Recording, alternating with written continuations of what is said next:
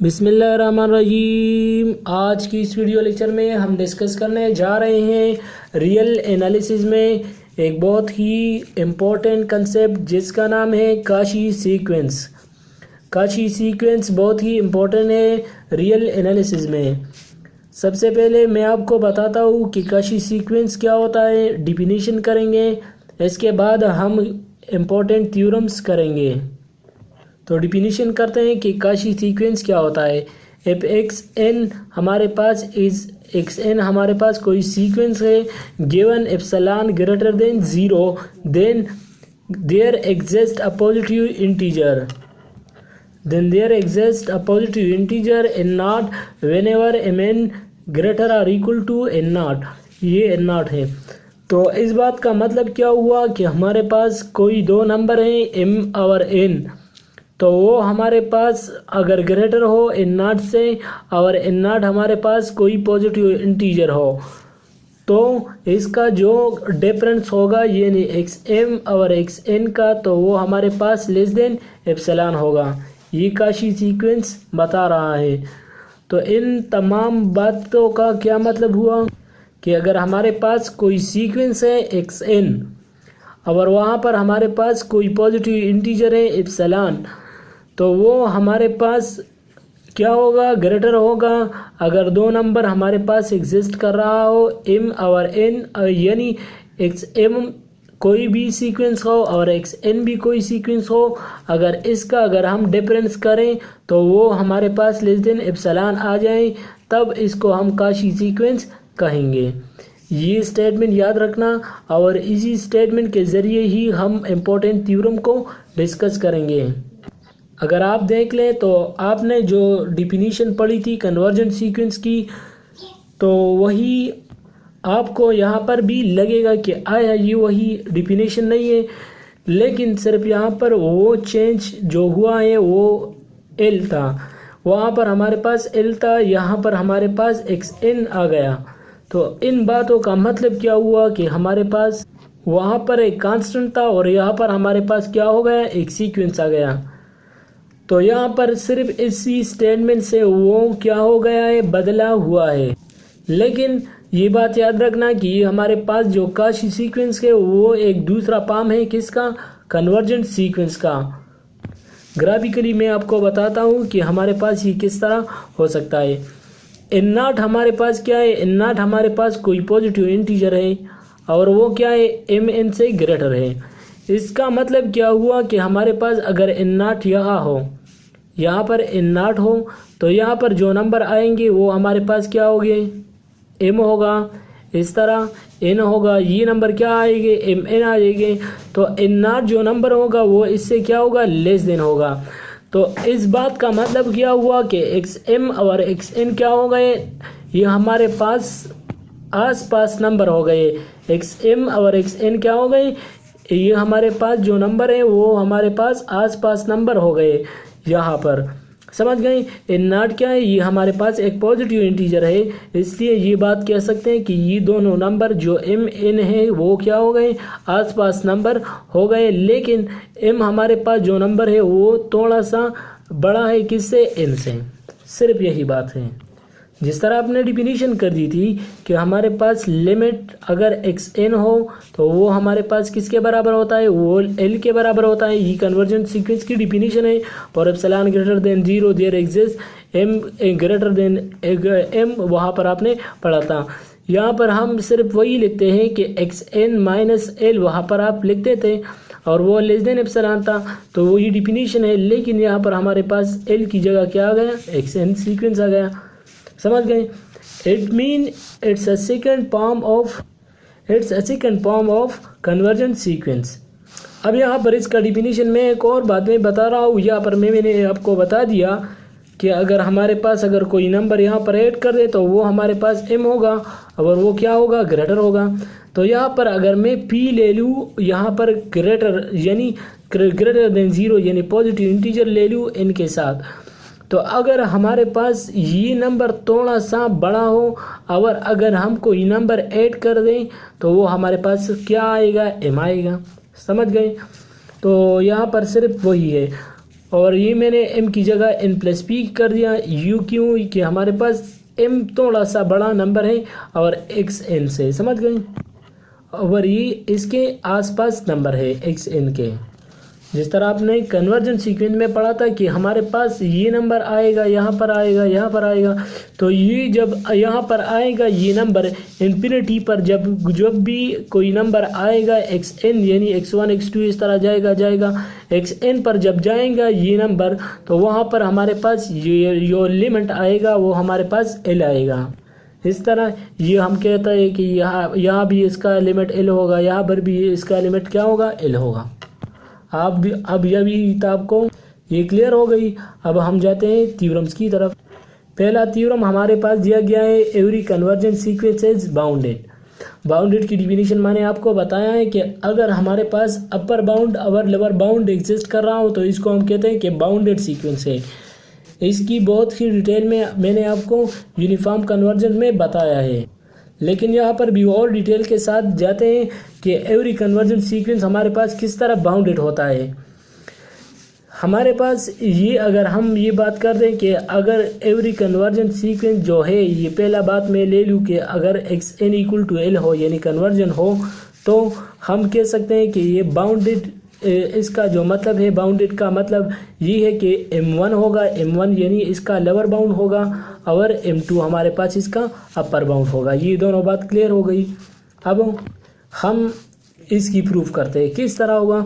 अगर sequence conversion हो तो डिफिनीशन ऑफ एप्सिलॉन क्या कहता है, यानी एप्सिलॉन डेल्टा डिफिनीशन बता रहा है कि अगर n > m हो तो वहाँ पर हमारे पास एक पॉजिटिव नंबर होगा एप्सिलॉन। तो इस तरह हमारे पास इसकी जो लिमिट होगी वो xn - l एब्सोल्यूट होगी लेस देन एप्सिलॉन। इसका मतलब क्या हुआ कि हमारे पास यहाँ पर जो m होगा अगर वो 10 हो तो इसका मतलब ये होगा कि हमारे पास वही नंबर होना चाहिए जो क्या हो, 10 हो, 11 हो, 12 हो, 13 हो, ये नंबर हमें चाहिए। यानी n > m हो, m से ग्रेटर नंबर चाहिए, यानी x10 होगा, x11 होगा या कोई और नंबर ले ले। यहाँ पर 9 है तो ये हमारे पास 9 से ग्रेटर होगा, यानी हमें वो नंबर की ज़रूरत नहीं है जो 8 हो, 6 हो, 7 हो, वो नंबर की ज़रूरत नहीं होगी, सिर्फ ये नंबर की ज़रूरत हमें होगी। समझ गए। और इसको हम ऐसे भी लिख सकते हैं, xn - l है तो यहाँ पर लेस देन एप्सिलॉन है तो हम इसको ऐसे भी लिख सकते हैं। अगर हम एब्सोल्यूट को हटा दें तो ये हमारे पास माइनस एप्सिलॉन यहाँ हो जाएगा, इसके साथ यहाँ पर माइनस एप्सिलॉन आ जाएगा। अब एब्सोल्यूट तो ख़त्म हो गया तो ये ब्रैकेट में कर सकता हूँ। अब -l है तो जब वहाँ ऐड हो जाएगा और यहाँ पर ऐड हो जाएगा तो +l और यहाँ पर l हो जाएगा। इस तरह हम लिख सकते हैं l - एप्सिलॉन और l + एप्सिलॉन। अब हमें वही नंबर की ज़रूरत होगी जो l + एप्सिलॉन से लेस हो, यानी xn हमारे पास क्या है वो l + एप्सिलॉन है और ये क्या है वो लेस देन xn है। तो यहाँ पर हमारे पास वो नंबर चाहिए जो हमारे पास इन दोनों के दरमियान हो। समझ गए, यानी xn जो सीक्वेंस है वो इन दोनों के दरमियान हो। इसका अपर बाउंड के लिए हम क्या करेंगे तो हमें वही नंबर चाहिए जो मैंने आपको बता दिया कि हमें सिर्फ वही नंबर चाहिए जो वो m के अलावा हो, यानी जो नंबर m के अलावा हो इसको हम लेंगे। यहाँ पर मैं सपोज करता हूँ कि x1 x2 x3 यहाँ पर xm तक गए हैं और xm + 1 xm + 2 ये नंबर गए हैं और वो नंबर जो है ये नंबर जो है ये सारे क्या हो गए लेस देन l + एप्सिलॉन हो गए। समझ गए, l + एप्सिलॉन ये मैंने यहाँ पर लिख लिया है, xn लेस देन क्या है l + एप्सिलॉन। इस बात का मतलब क्या हुआ कि हमारे पास हम वही नंबर लेंगे जो m के अलावा है। तो m के अलावा क्या नंबर है इसको हम हटाएंगे, इससे हमारे पास x1 होगा, x2 होगा, x3 होगा, इस तरह जाएगा xm - 1 तक नंबर हम लेंगे और जो बाकी रह गए वो हम नहीं लेंगे। मैंने आपको बता दिया कि m > होगा, n ग्रेटर होगा तो इसके लिए हम मैक्सिमम लेंगे।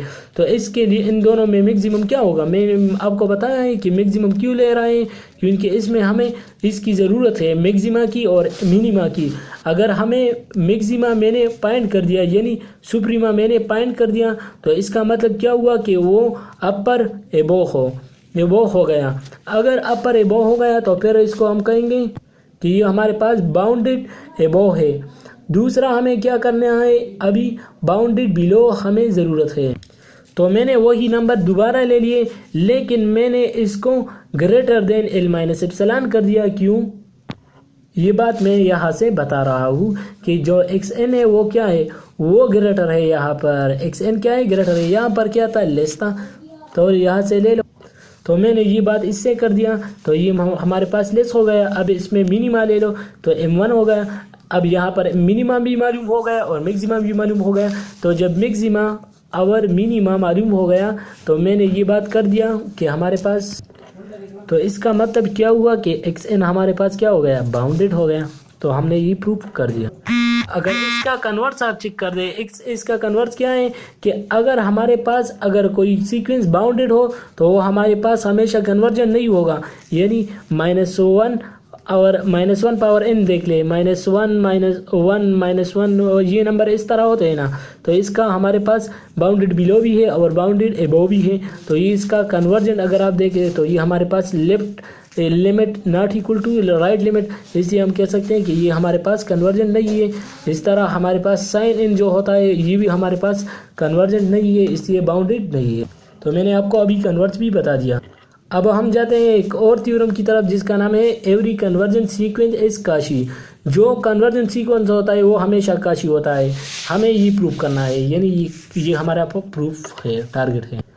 हमारे पास क्या दिया गया है, सीक्वेंस कन्वर्जन है। तो हमें प्रूफ क्या करना है, काशी थ्योरम। तो इसके लिए हम एप्सिलॉन ग्रेटर देन 0 करेंगे तो वहाँ पर हमारे पास एल नॉट होगा। और यहाँ पर जो हम ले रहे थे तो के लेते थे या एन लेते थे, तो कोई भी नंबर आप ले सकते हैं। इस पर कंफ्यूज मत होना, समझ गए।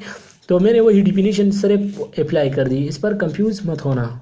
अब क्या करेंगे, तो हमारे पास दो सीक्वेंस है। मैंने दो सीक्वेंस ले लिए, एक्स एन और दूसरा एक्स एम। तो यहाँ पर एक्स एन के लिए भी लिखूंगा और एक्स एम, दो सीक्वेंस की ज़रूरत है यहाँ, इसलिए मैं दो ले रहा हूँ।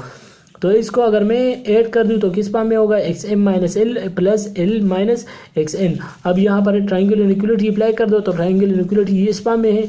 तो जब ट्राइंगुलर इक्वलिटी अप्लाई करेंगे तो ये हमारे पास एक्स एन इस ब्रैकेट में एक आएगा और दूसरा इस ब्रैकेट में आएगा।